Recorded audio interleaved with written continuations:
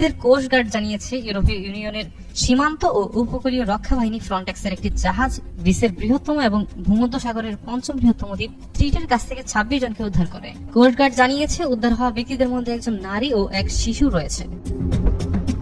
এদিকে নিহত হওয়া বাংলাদেশিদের মধ্যে 3 জনের পরিচয় জানা গেছে। তারা হলেন সুনামগঞ্জ জেলার দিরাই উপজেলার রনারচরের মুজিবুর রহমান, একই উপজেলার তারাপাশা এলাকার মোহাম্মদ নুরুজ্জামান সর্দার ময়না এবং মোহাম্মদ শাহান।